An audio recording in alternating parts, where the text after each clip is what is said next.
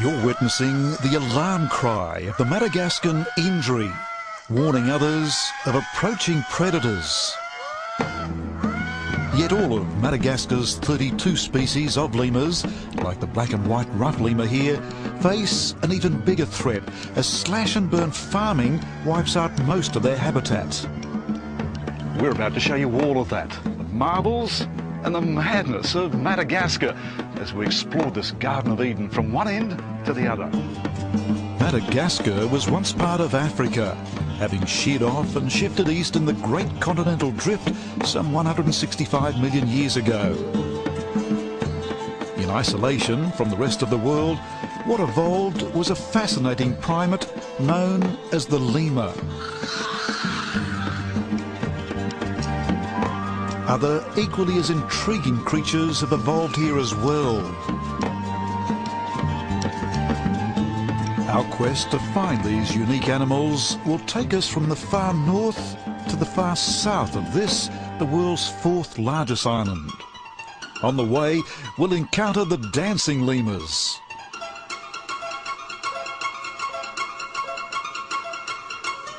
the sun worshippers, a nursery in motion,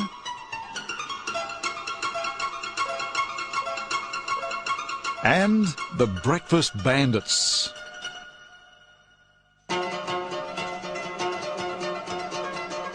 We'll discover chameleons of all colours and speeds.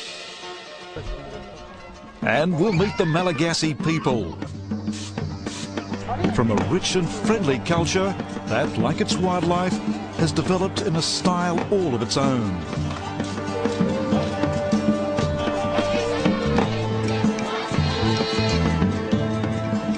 Join us now as we travel with adventure associates to discover the marvels of Madagascar.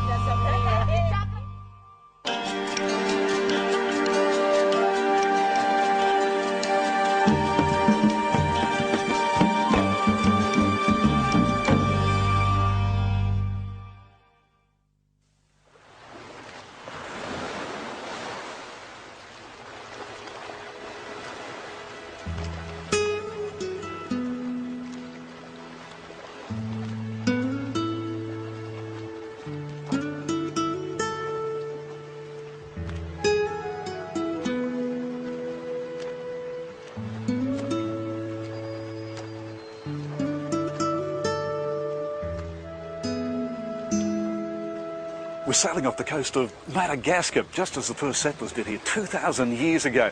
Now, you would have expected they would have come from nearby Africa, but in fact they came from faraway Indonesia. And now what's evolved today is the Malagasy language and culture that has its roots in that distant land.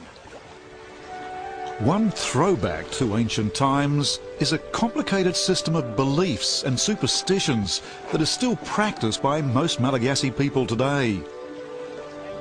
This system affects the way they think and behave, according to our guide, Donald Retzilla.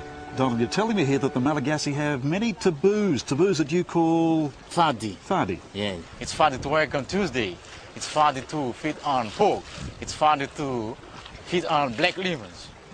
That's reassuring, because it's black lemurs that we'd like to find today, with our first search for them in a reserve known as Lockerbie. The rainforests of northern Madagascar are the only place black lemurs can be found. Slowly, slowly, catch the lemur. And there, high in the canopy, we spot our first one. Within seconds, the trees are shaking as one after another lemur jumps and scrambles through the canopy. Look at that leap, will you? So agile. In fact, they've been known to jump as far as 10 metres.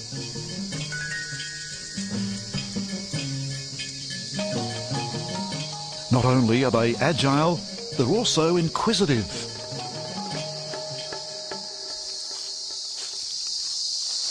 Young male lemur coming down towards us now. Now, he doesn't seem frightened. We know it's a male because its fur is black. The females we spot soon after, their fur a rich shade of chestnut. While these black lemurs come very close, Donald promises even more intimate encounters shortly on a neighbouring island. En route, we meet another inhabitant of the Madagascar forests. Bonjour, bonjour. What have we got there?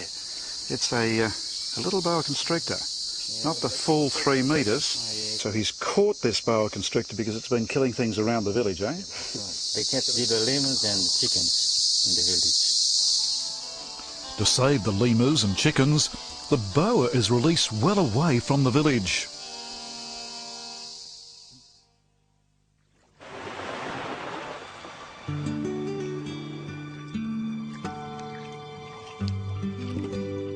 On first inspection, the village on the island of Nosy Comba looks much the same as any other in Madagascar.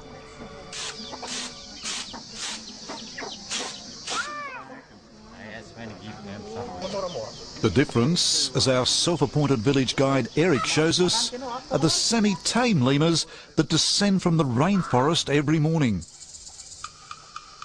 Eric shows us just how tame they are with the help of a pocket full of bananas. What's distinctive about these black lemurs are the flamboyant tufts of white hair on their ears. As we watch, they come even closer to the ground and us. Well, here's a real opportunity of to see how tame they are. They're everywhere. Yeah. In the bougainvillea, my goodness. And I haven't even encouraged this one, and he's already jumped on my shoulders. It's not only the single lemurs that are proving so playful. Mothers with babies hanging on clamber onto us as well. Only weeks old, their fur is already brown or black, depending on their sex. Even here, they are protected. Wonderful. Well, that's good. That's good for the lemurs. These are our very first lemurs in Madagascar. Good appetites. Very friendly. Sometimes they're too friendly. Take it easy, don't. Gee, they really get quite savage. Whew. They do. Their claws come out. Their teeth go in.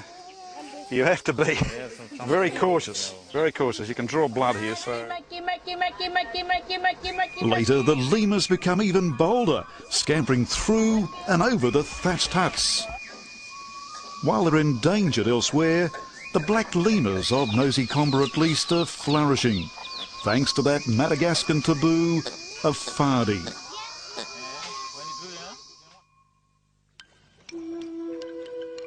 We're travelling on to Hellville actually, the local capital named after the former French governor Admiral de Hell. More like heaven really, with its delicious fruits and spices, its exotic faces, and its old-fashioned zebu carts. Here, Donald explains that the Malagasy people come from 18 separate tribes. And you speak the Malagasy language? Yes, all the 18 ethnic groups speak Malagasy. So tell me, how would you say hello in Malagasy? That depends on the area. Here in northwestern part of the country, Bolatara. Boladara? Bolatara. Boladara. Yes, in Tananarive, around Tananarive, the capital. Manahona. Manahona. In western part of the country. Manakori. Manakori, got that. Manakori. Yeah. One final insight from Donald.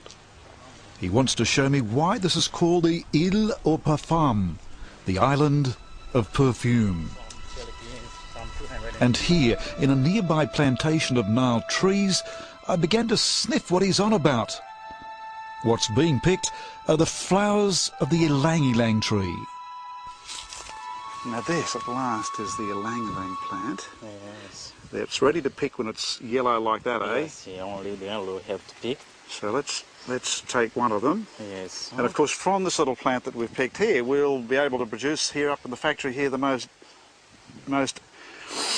delicious of perfumes, eh? Yes, that's very strong. Oh, smell that. Smell, yeah. That's powerful. That's a powerful perfume, eh? Perfume. The picked flowers are processed in a nearby distillery, bag after bag of them dumped into a vat, steamed and cured. The oil of the plant is then skimmed off and bottled. selling in the West as exotic perfume. After all that picking and all that processing, 7 kilograms of the ylang-ylang flower has made this the essence of Madagascar. Yes. Ah, indeed. As I depart the north of Madagascar, I'm intrigued by 2 other trees. The kapok tree, its seed fibre used to soften pillows the world over. And the baobab tree. We'll find dozens more of these as we explore still further south.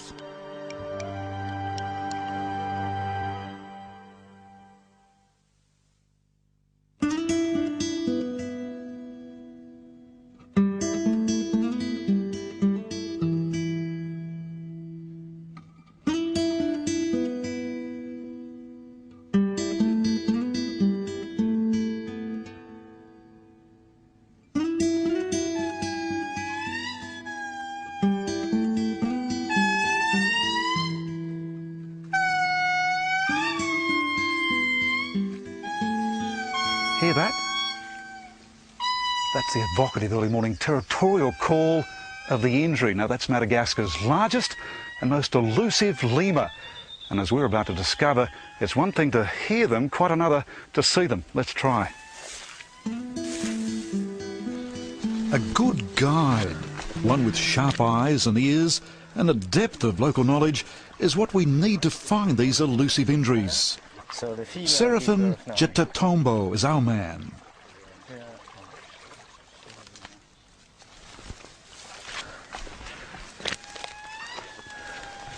All right, now we can hear the cries. How far away would they be? Yeah, it's about 3 kilometers away from where we are now. So it's loud, Yeah. but there's still some distance. Yeah, We've got to be that's- quiet too. Yeah, it's the best time to come out because in the afternoon, forget them. They sleep on the treetops, you know. Closer and closer we stalk until Seraphim makes a sighting. Oh, I see one troop there of Indri. It's just over there. What have we got? We've got 3. I can see 4. Yeah, it's one family, you know. Okay, let's see if we can get closer. What we spot is a remarkable primate, a highly mobile black and white ball of fluff that's as big as a small dog. Look at that. We see these 2 are cuddling each other. Yeah. Now what about that? They're very affectionate, obviously. Yeah, that's right. Yeah, it's a male and a female, you know. So if that's the male and the female, what are the other 2? Are they their offspring? It's the offspring, yeah. Okay, so it's a family. Yeah. Mother and father. Father and the offspring, yeah. Okay, and how long will the youngsters stay with their parents like that? So until they reach the sexual maturity, that means about 9 years of age, you know. And then what, they'll start their own troop? Then they start their own troop, yeah.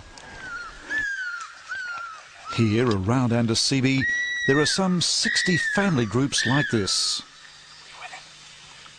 Now at this time of the morning we're seeing them very active. Yeah, very active. It's feeding time now, you know. And they're eating, obviously eating leaves, but you Yeah. tell me they eat the leaves of some, what, 23 different Yeah, species? 25, yeah, different species of leaves a day. Now why is that? Why do they need so many different types of leaves? Yeah, that's their diet, vegetarian, you know. That diet of leaves is also their only source of water. Not only don't they drink, they have virtually no tail and instead use their powerful hind legs to leap long distances. They can leap up to 10 meters, you know.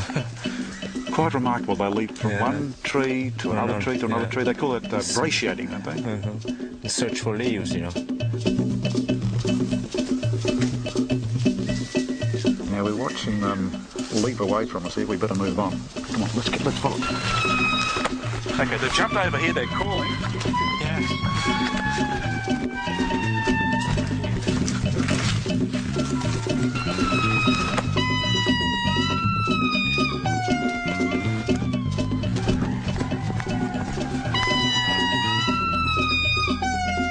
Hellbound Florida, mate. And they don't seem frightened by us at all. Yeah, the calling, you know, it's a communication call. So that's the communication call. Then, while we're watching this signal, the Indris launch into a far more dramatic cry.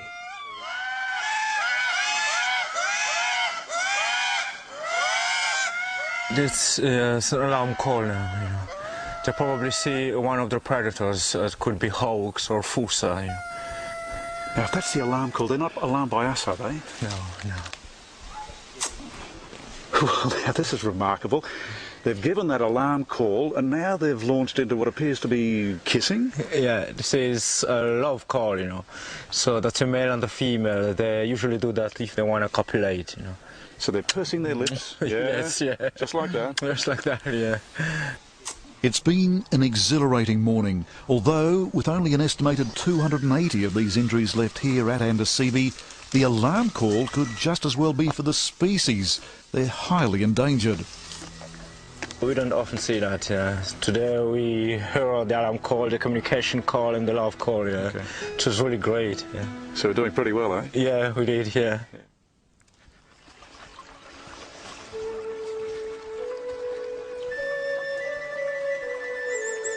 The rainforests of Andasibi are rich in other unique creatures as well. Seraphin shows me a breathtaking array of them, most of them endemic to Madagascar. The most famous and fascinating of all are the chameleons. In fact, Madagascar has more than half the chameleon species in the world. From the minute to the largest. Okay, we've got a male of the largest species of chameleon here, eh? That's right. This is Caluma personi, the scientific name. So it's also called person's chameleon. It's the largest chameleon in the world. Now, he's got some very, very interesting features. The first of which is he started very, very bright green this morning, and we see him changing already. He's starting to go dark. Yes, you know, it's the surrounding which governs the chameleon's coloring. These amazing lizards have adapted to live in trees with feet that grasp like clamps and move ever so stealthily. Like a gladiator, his face has been built for battle. Look at that armoury. Look at the horns, the protective horns at the front there, and the bright orange eyes that rotate. Those conical eyes swivel independently of one another, one on guard for predators, the other searching for insects. The female of the species. This is the female, person's female, yeah. Much brighter green, this one. Yes, that's the difference. And the other difference is it has no nasal appendage. Slow to walk, yes, but lightning fast with their tongue. Watch this. Okay, it's spotted an insect. That's interesting. Yeah, I see that. down there. So now, I see that. Let's get that. see. Look at that. Can you believe that? That was a praying mantis today. Yeah. Fantastic. Once it's spotted, it's captured by its tongue. In slow motion, we watch just how fast the tongue extends. Out and back in less than half a second. Fully extended, it exceeds the length of the whole body, so it's about 80 centimeters. And what an appetite. Over the next hour, we watch as insect after insect falls victim to these tongues of devastating speed and accuracy.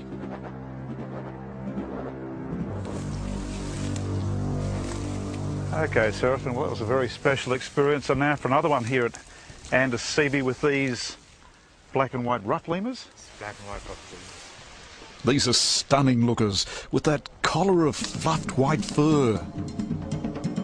And agile too, leaping from branch to branch with nonchalant ease.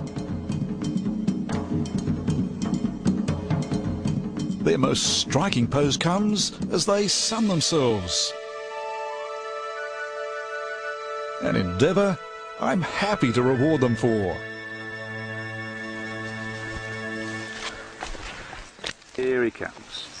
Now, what I love is that they love to stand right up on their hind legs. Look at that. Yes, Look at that's that. the Look at that. favourite Look at food. that.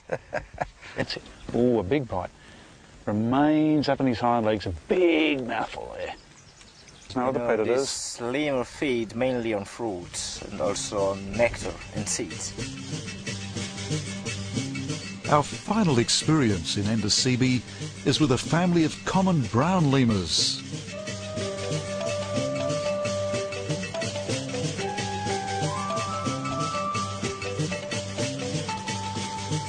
First, I meet an adult male.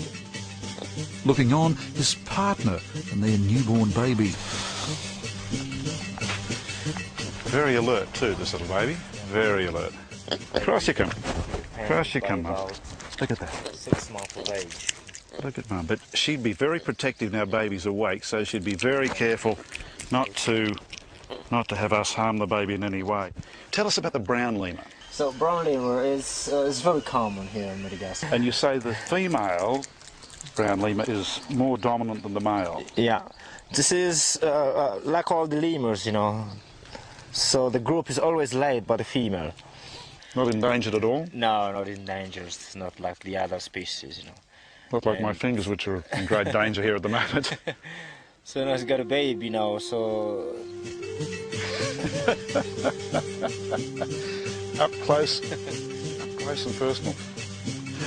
It's been a thrilling experience, a taste of even richer lemur encounters ahead.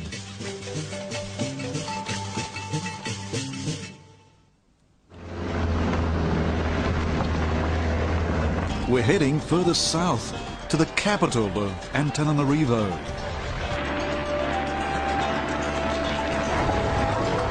This is a day-long road trip, rich in glimpses of the Madagascan way of life.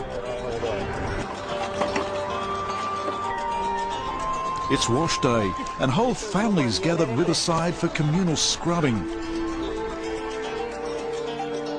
Enterprising teenagers sell honey from discarded whiskey jars. Okay, how much is this? While these women sell loquats they've just picked. I'll try one of those. Like a little pear. The Madagascan countryside exudes a tropical lushness, although regrettably large parts of it have been scarred by overzealous farmers and loggers. Well, this is so typical of what's happening here in Madagascar. 80% of this countryside has been cleared either by loggers like this or slash and burn farmers. In fact, every year 1/3 of this country is burned by farmers. Such ruthless clearing of land is having an impact on the very creatures that makes Madagascar so special. In the old days there were 50 species of lemurs in Madagascar, now only about 32 left, so this is just one example to show you how bad this deforestation is in Madagascar. Sadly, the people's need for firewood leaves most of Madagascar's unique species of wildlife endangered, with authorities battling to change public attitudes.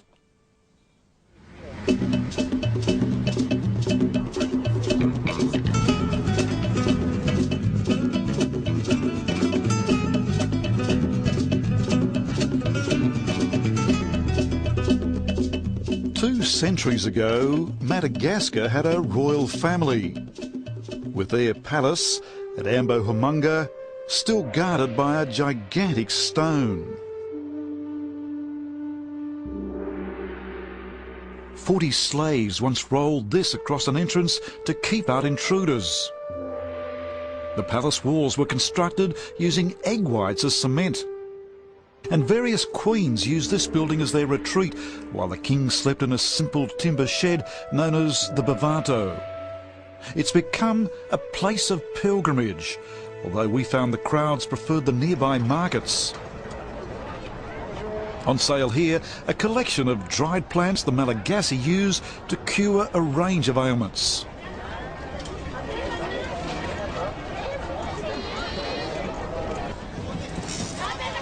Every Saturday morning is showtime.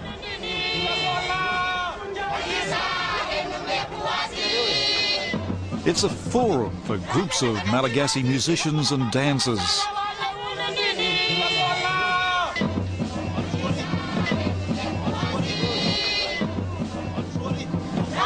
This group is known as Otevatsi. Their music a combination of drums, piano accordion and a tin shaker, the karadetska.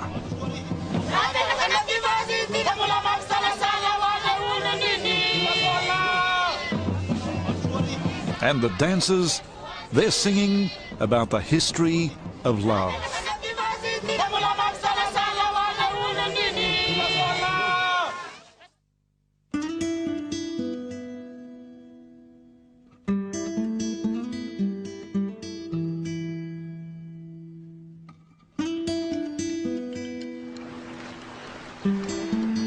The vast waters of the Indian Ocean surrounding Madagascar are one of the most fertile fishing grounds in the world. Every morning, dozens of dhows head out off the west coast to spend the day fishing. Within hours, they've caught good-sized tuna, which the fishermen's wives balance on their heads as they trek to market.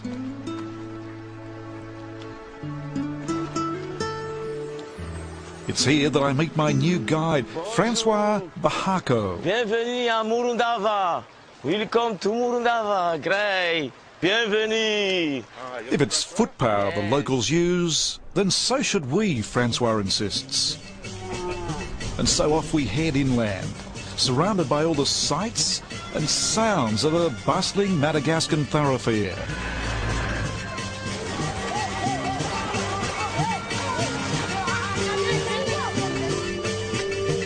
Just like the giant tuna, they balance all manner of goods on their heads. While zebus are transport for the slightly more affluent. Hitchhikers are always welcome.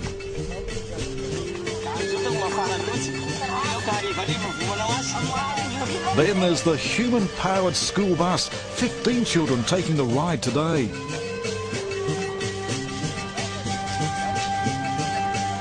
Just off the road, rice is harvested in much the same fashion as it has been for hundreds of years.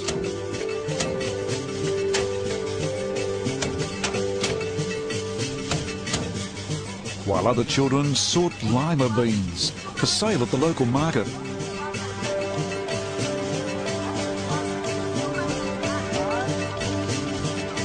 Painted faces are common too. And what a fascinating scene unfolding in front of us here. This lady's preparing some sweet potato. Yes. And she's made up with this very heavy decoration on her face. This would be from the roots of the Masudwani plant. Masudwani plant. Yeah. What we're seeing this lady behind doing is rubbing the root of this plant onto a rock, mixing it with water, and then we're watching her starting to daub that on her face. She's daubing that all over for a beauty treatment and for sun protection. Sun protection. And quite common amongst the ladies here in Madagascar. As for their dead, the Malagasy erect huge tombs, just as the royal families here once did, decorating them with paintings and sacrificing as many zebus as they can afford. Now we're seeing here a lot of zebu horns, and what the zebu horns represent is the fact that this person has been reasonably wealthy. We see at least 6 horns, sets of horns here, so that represents his wealth. All of this travelling has been leading us to a large collection of one of the symbols of Madagascar, the baobab tree. Now, legend has it that the devil plucked the huge trunk of the baobab, thrust its branches into the earth and left its roots in the air. Francois, one of the remarkable things about these baobab trees is that some of them are up to 1,000 years old, and the reason they've survived that long is that because they're so thick, farmers simply haven't been able to cut through them. That's how they've survived. So big is the trunk, older trees store thousands of litres of water. Now, if a tree does go over, you would do what? You'd use the bark to make houses? Rope. Rope? It's a small string for mandolin. Oh, small string for mandolin, okay. Yes. Together, they make an impressive display. No more so than this line of trees, the avenue of baobabs. This is one of the most photographed sites in Madagascar, a place to visit at the right time of day. Well, we're in for something very, very special here, Francois, because it's sunset and the avenue of baobabs, and we look like being in for a sensational sunset tonight, eh? Something very special. Yeah, c'est spécial.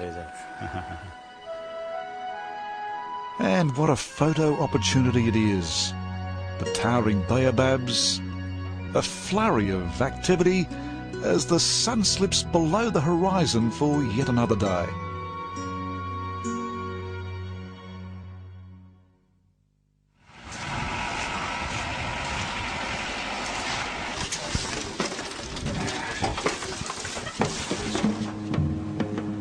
We're heading for the southern tip of Madagascar, a journey best conquered by air because of the sheer size of this island.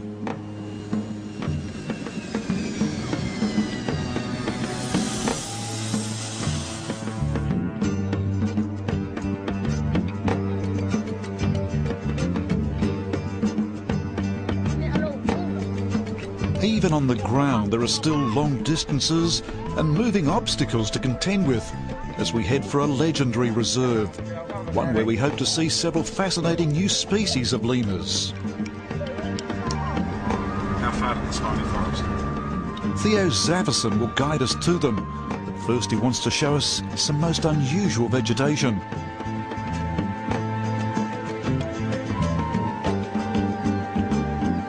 These are the spiny forests, a tall, spindly variety of cactus that is sought by both humans and lemurs. Fascinating plants. So the Diderassi plant? Yes, this is one of the most important trees in the dry spiny forest of Madagascar, because local people use it for making houses. And the lemurs that we're about to see like eating these as well. Yes. The Malagasy people we pass are indeed a hardy lot, walking long distances with food and supplies they've bought at market. The homes they've built from the cactus plant, though, show just how poor they are. They're more like children's cubby houses, with entire families squeezing inside. So Thea, these places here would house, what, 6 to 8 people? Yeah, These little 6 dwellings. people living inside, and they cook inside, they sleep inside, they do everything inside. Surrounded by such friendly and abjectly poor people, you're compelled to give something, anything to help, even the humble contents of our medical kit. Give them everything I've got. First aid, the first aid cream. Bye. Bye.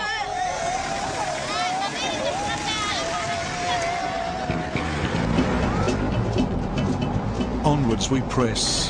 Heavy rain reminding us that the wet season is fast approaching and the time for good encounters with lemurs is running short. The reserve we travel so far to explore is Berenti, where the lemurs are said to be prolific. Certainly the welcoming party is a positive sign. Well, we've arrived at a very, very special time here in Berenti. Every September, several species of lemurs here give birth, and now, 1 month later, it's like a nursery in motion. Everywhere you look, there's youngsters clinging to their mothers.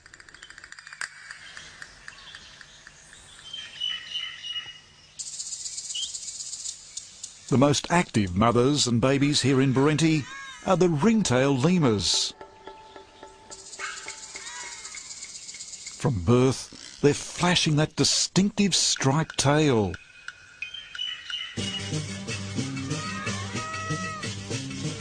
They're coming out in families, is that right? They work in the same Family troop. group.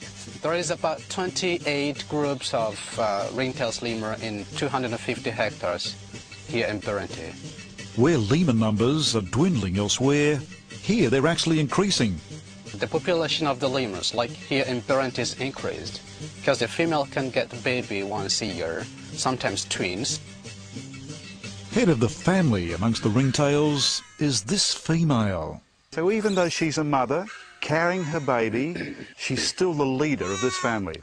Yes, the leader is, if the female leader has a baby, she always leader of the group because she knows the territory and she's very sensitive in case of predators. So she should find it first before the group, and she used the alarm call and all of the group go underneath of the trees. Now she's giving the communication call, calling in the family. Yes, so if she's giving like that, all of the group coming and to ask her what's happening here. So she wants to know if all of the group here or not. That's why they use the communication call.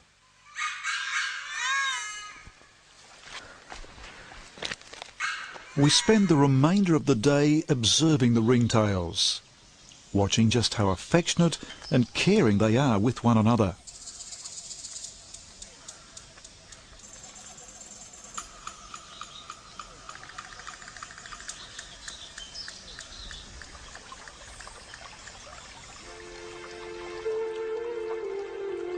By night, they sleep high in the branches, well away from predators.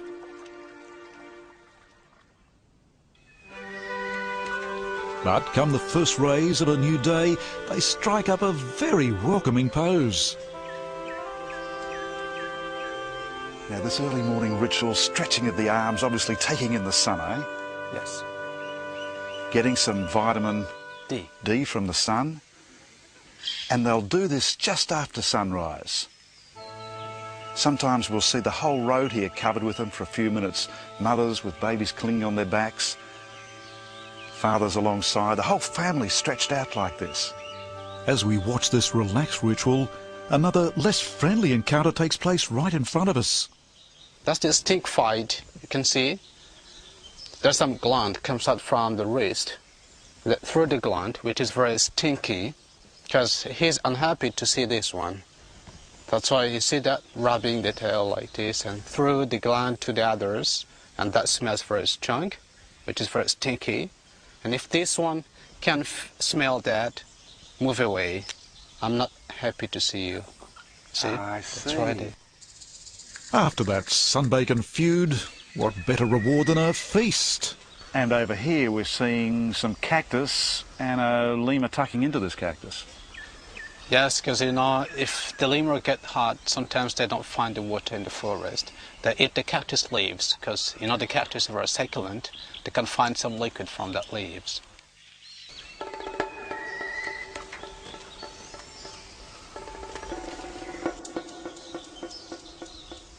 Now for an even more fascinating lemur here in Barenti. It's the Varosafaka, the dancing lemur. It's quite a spectacle. These safakas are the only lemurs to move along the ground on their hind legs like this. Not only upright, but sideways, because if they hop straight ahead, they'd overbalance and fall.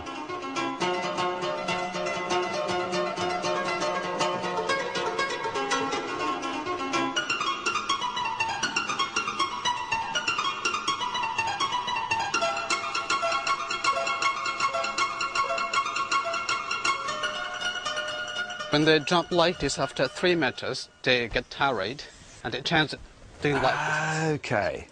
Okay, so it's almost like a dance. 3 steps this way, Yes. and then turn and 3 steps this way.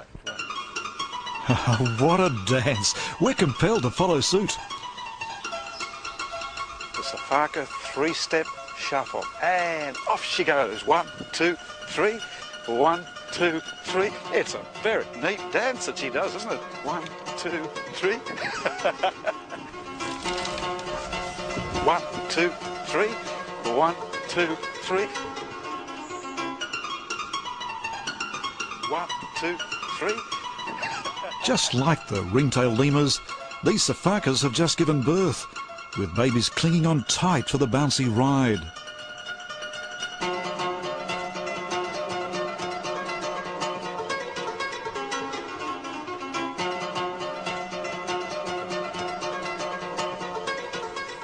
And once they've settled above the ground, the babies develop quickly. This youngster is learning to be independent, making forays further and further away from mother.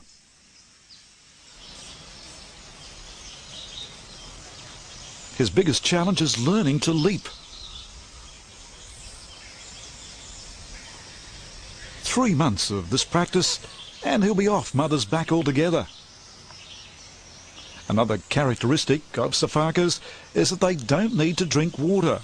So they don't drink, they get their water by eating leaves, Yes, cactus plants. Yes, they eat the fresh leaves and the fresh fruit for getting water.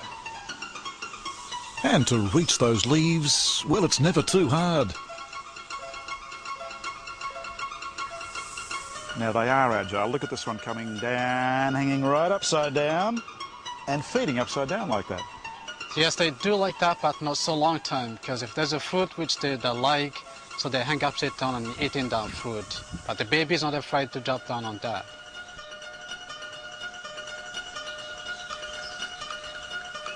The safakas and ring-tailed lemurs are not the only stars of Brenti, as we'll discover tonight. Exploring the spiny forest of Brenti at night reveals a host of creatures. An assortment of colourful frogs.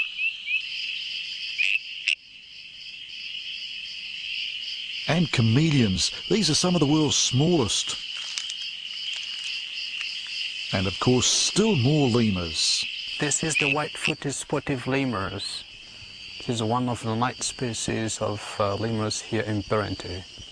Well, tonight we're seeing him active. We're seeing him eating what looks Eating like... the leaves of the didioracid trees. That is one of his favorite meal here. High above us, a family of safakas. And below them... Okay, now this would be another mouse lemur, would it not? Yes, this is the grey mouse lemurs, one of the smallest primate in the world. So he lives solitary life also, and he eats insects. Looks very much like a mouse or a rat. Yes, but there is a difference. So the grey mouse lemur has the eyes, which is very big and in front of the forehead. Come the new day, we're rewarded with one final lemur encounter. Well, one has to take an enormous amount of care over breakfast. Guard your food carefully because these guys are bandits. One family in particular is very bold. Dad is first in.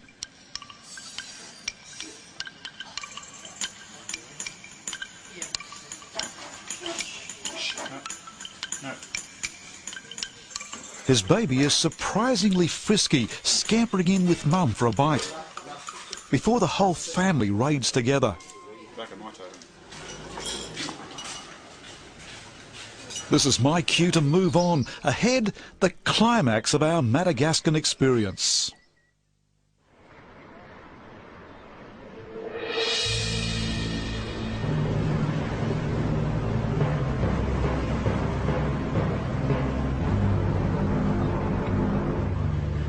The legacy of the fierce storms that sweep in across the Indian Ocean are evident right along the southern coastline of Madagascar.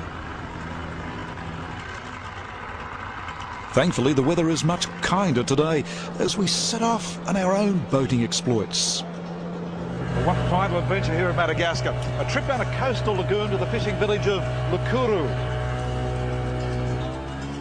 Even before we get there, we meet some of its residents scouring these shallow waters.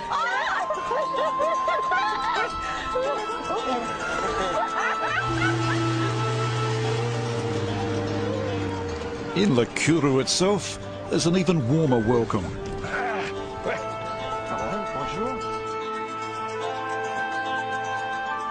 We're escorted by what seems like all of the village's children.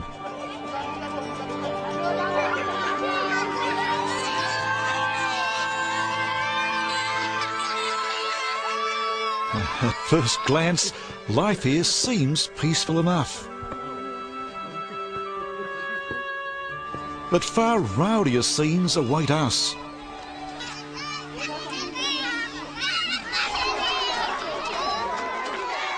This is the start of a seasonal event known as Ringa.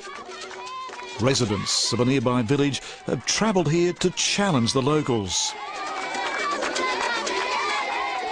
A circle is formed and the performance begins. The air fills with teenage voices.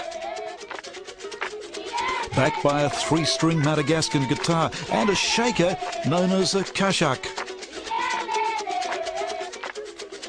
Then the combatants emerge, parading around and around with their ceremonial spears. It's all meant as a celebration, staged at the end of the harvest. The contest proper begins with the two adversaries grappling one another.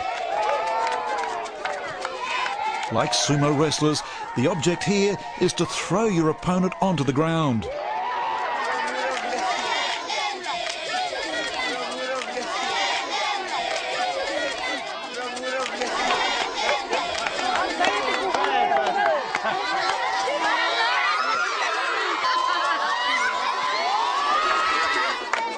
And the highlight for the entertainers comes at the end of the wrestling, when they parade inside the circle. It's an exhilarating contest, a fitting climax to an adventure that has taken us from one end of Madagascar to the other.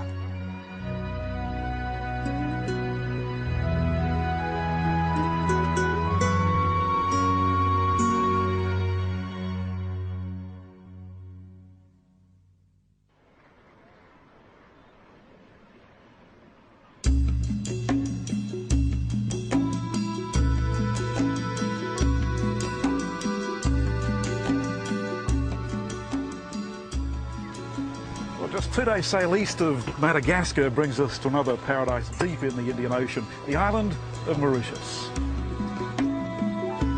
Scenically, Mauritius is alluring.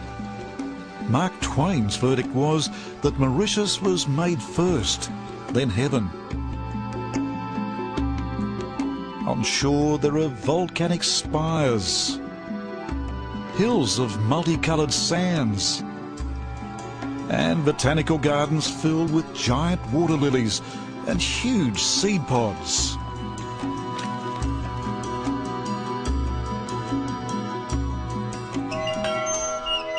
Just over 1 million people inhabit Mauritius, descendants of the French and English who've colonised this island. The Dutch left here in disgrace after killing and eating the last dodo bird.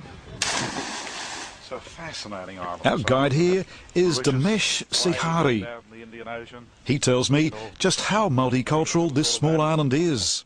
You have to learn to speak English, of course, as we're speaking, French, and Creole. Creole is like a mother tongue, as let's say it's just like a French people. They don't have to learn French at school. For English people, it's just Creole is a normal language for us. But at the age of 4.5 primary school education, we start learning both French and English language here. There's religious diversity here as well. Hindu temples catering for 1/3 of the population.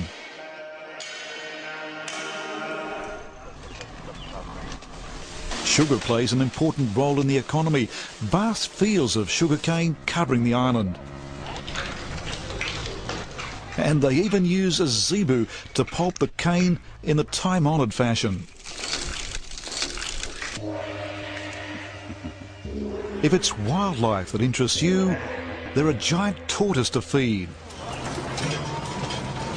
While the fishing is very good, giant dorado, very prolific.